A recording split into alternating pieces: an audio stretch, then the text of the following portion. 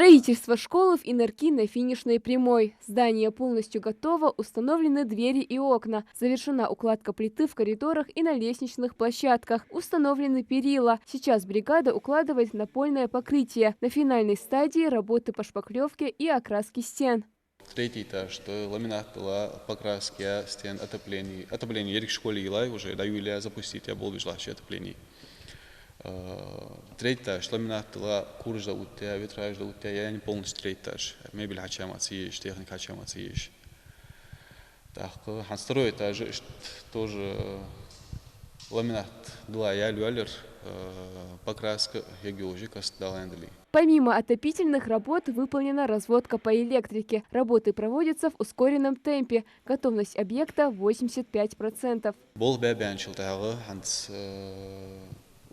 оборудование хача геологии полностью установить геологии, мебели, компьютеры полностью, доска же. Строительство школы начато в 2020 году. В учреждении 2 этажа и подвальное помещение. Если внутри здания работы еще ведутся, то во дворе все готово. Уложили асфальт, установили детскую игровую площадку со всеми удобствами. Также спортплощадки. Осталось посадить деревья.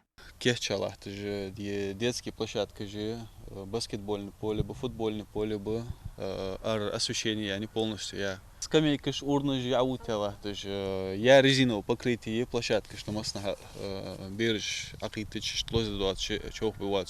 Новая школа возводится в районе новостроек. В здании предусмотрели более 30 кабинетов, учебные классы, медицинский и пищевой блоки, спортивный зал с раздевалками и зоной отдыха, мастерские, учительская и не только. Радости местных жителей и педагогов нет предела, поскольку о таких условиях они и не мечтали. В данной местности не было до сих пор школ, поэтому здесь люди остро нуждались для того, чтобы не ездить далеко. Мы хотим поблагодарить руководство нашей республики, а также строителей, которые трудились, добросовестно выполняли свою работу. Очень ждем открытия нашей школы. Новый объект возводится в рамках национального проекта образования, который принят по указу президента страны Владимира Путина. На строительстве объекта задействовано 50 специалистов. Генподрядчик, инвесттрейд, сервис.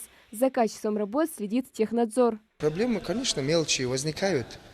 По ходу строительства они возникают, но не доходит до того, что приходится сообщать заказчику. По ходу строительства эти все замечания устраняются.